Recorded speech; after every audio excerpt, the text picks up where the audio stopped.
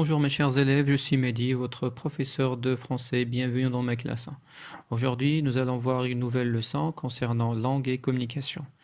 Le titre de la leçon, c'est la condition. Alors, je vous invite de prendre le manuel scolaire Passerelle français, page 159. Mais avant de commencer, je vous invite de bien vouloir cliquer sur j'aime et abonner, comme ça, vous allez avoir et recevoir plus de leçons. Alors l'objectif de cette séance, c'est exprimer la condition à l'aide de différents outils de la langue. Alors suivez avec moi.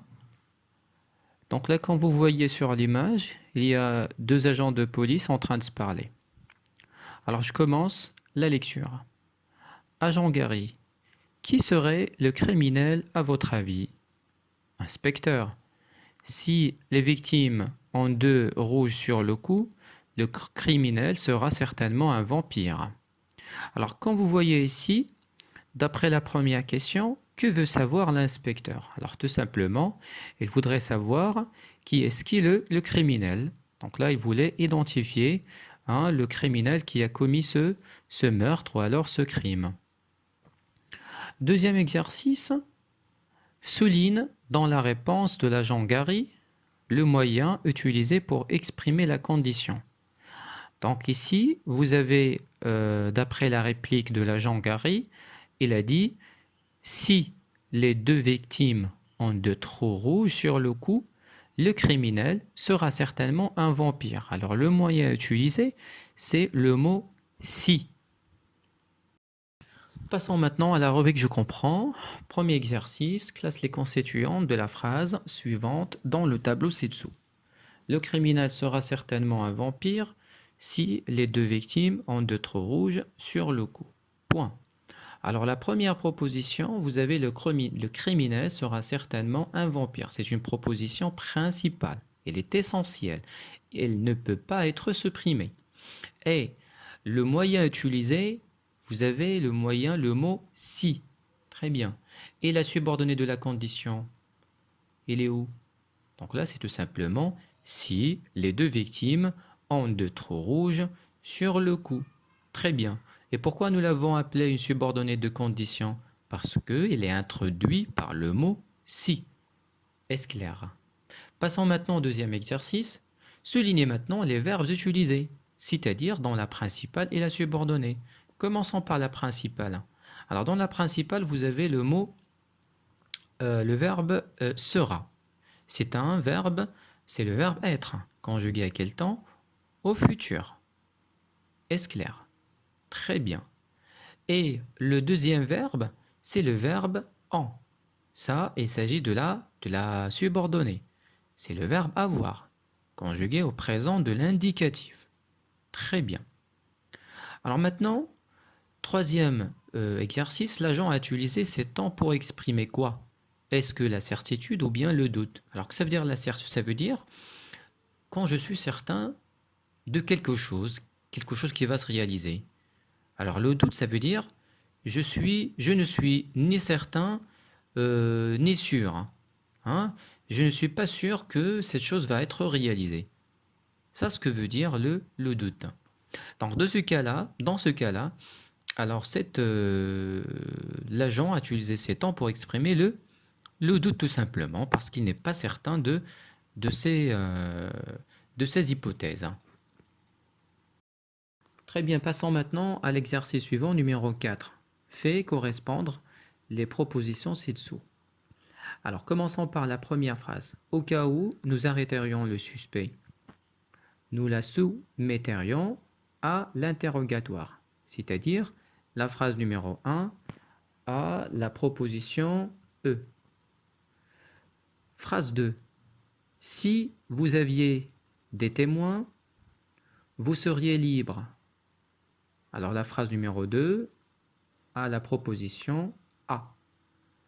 Si les enquêteurs avaient donné plus de temps, ils auraient pu démasquer le malfaiteur. À condition que vous lisiez plus de romans policiers, votre flair de détective sera infaillible. Tu y arriveras avant le suspect à condition de prendre le TGV.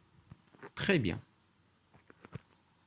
Alors, le tableau suivant, on va maintenant à l'exercice suivant, numéro 5, complète à partir de l'exercice précédent le tableau suivant. Alors, vous avez les phrases de 1 à 5, vous avez les moyens de la condition et de voir à quel temps les verbes, à quel mode et à quel temps les verbes ont été conjugués. Alors, première phrase, au cas où nous arrêterions le suspect. Alors, dans cette phrase-là, nous avons utilisé le moyen de la condition, c'est au cas où. Alors, le mode et le temps auquel le verbe a été conjugué, c'est le conditionnel présent. Très bien. Deuxième phrase, si vous aviez des témoins. Alors, ici vous avez le moyen si, plus quoi? Le verbe à quel temps? Il a été conjugué à quel temps? Donc là, c'est l'imparfait. Et l'imparfait, c'est un temps de l'indicatif. Très bien. La phrase numéro 3, si les enquêteurs avaient donné plus de temps à leur enquête. Alors dans cette phrase, vous avez encore le mot ou bien le moyen de condition si, mais le verbe il a été conjugué différemment. Alors vous avez le verbe avait donné, ça c'est le plus que parfait. Donc là maintenant on parle de l'indicatif, mais le plus que parfait c'est le temps, c'est un temps. La phrase numéro 4, à condition. Alors quand vous avez à condition que, alors dans ce cas-là, il faut mettre le verbe au subjonctif présent.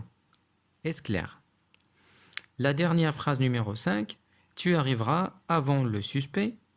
Tu arriveras avant le suspect à condition de prendre le TGV. Alors le moyen utilisé ici, c'est à condition de. Alors quand vous voyez, nous avons mis le verbe à l'infinitif. Hein? C'est très bien. Passons maintenant à je retiens. Complète par conditionnel présent, subjonctif, futur, conditionnel passé, imparfait, infinitif. Alors là, on commence. Pour exprimer la condition, on peut utiliser si plus présent. Donc là, on va utiliser le futur. Très bien. Si plus imparfait, on utilise le conditionnel présent. Si plus que parfait, on va utiliser le conditionnel passé. Très bien. À condition que, pourvu que, pour peu que, on utilise le subjonctif, c'est-à-dire le verbe, nous allons le mettre au subjonctif. Au cas où, dans le cas où, alors plus le conditionnel présent. À condition de, plus un verbe à l'infinitif. En cas de, plus un nom. Très bien. Passons maintenant à la rubrique Je m'entraîne. Complète le tableau suivant. Alors dans le tableau, vous avez deux situations et en parallèle, vous avez deux énoncés à produire. La première situation. Un suspect pose une condition au détective. Donc ici, c'est le suspect qui parle. Il dévoilera le vrai criminel. Son nom ne sera pas révélé pendant l'enquête. Alors, il faut chercher ici la subordonnée de la condition. Son nom ne sera pas révélé pendant l'enquête, c'est la subordonnée. Alors moi, j'ai utilisé ici la formule suivante, si plus imparfait. Donc là, le verbe de la principale sera mis au conditionnel présent. Si mon nom n'était pas révélé pendant l'enquête, je dévoilerai le vrai criminel. Très bien. La deuxième situation, l'enquêteur pose une condition au témoin. Alors dans ce cas-là, c'est l'enquêteur qui parle. Donc là, on utilise le pronom personnel sujet tu. Il ne dit pas la vérité et sera considéré comme un complice. Alors moi j'ai utilisé la formule suivante, si plus présent, donc là le verbe de la subordonnée je le mets au présent de l'indicatif et le verbe de la principale sera mis au futur. Si tu ne dis pas la vérité, tu seras considéré comme un complice. Très bien. Passons maintenant à la rubrique Je découvre et je réinvestis. Alors remplace le mot si par les expressions proposées et effectuer les transformations nécessaires. Si nous faisons des analyses de l'ADN, nous démasquerons le véritable criminel. Donc là, ici, l'expression que nous allons utiliser, c'est au cas où qui se trouve entre les deux parenthèses. Alors, au cas où nous ferions. Alors, au cas où plus le conditionnel présent. Au cas où nous ferions des analyses de l'ADN, nous démasquerions le véritable criminel. La phrase suivante, tu n'emprunterais pas cette fausse piste si tu avais tous les éléments de l'enquête. Donc là, la phrase à utiliser ici, ou bien l'expression à condition que. Donc là, toujours à condition que, elle est suivie du subjonctif. Alors le verbe sera mis au subjonctif.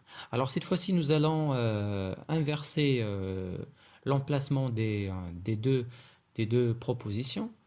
On va commencer par à condition. À condition que tu aies, d'accord, à condition que tu aies les éléments de l'enquête, tu n'emprunteras pas cette fausse piste. Tu n'emprunterais pas, pardon, cette fausse piste. La troisième phrase, on peut éviter d'autres crimes si on découvre rapidement ce tueur en série. Alors, le mot à utiliser, c'est à condition de. Alors, comme nous avons déjà vu ensemble que à condition de plus un verbe à l'infinitif, on peut éviter d'autres crimes à condition de découvrir. Alors, le verbe on découvre, son infinitif, c'est découvrir, à condition de découvrir ce tueur en série. Alors j'espère que vous avez bien compris. Si vous avez aimé, cliquez sur aimer. Si vous n'êtes pas encore abonné, cliquez sur abonner. Et bien sûr, si vous avez des questions, n'hésitez pas à laisser des commentaires. Ben, je vous remercie infiniment et on se retrouve avec une nouvelle leçon.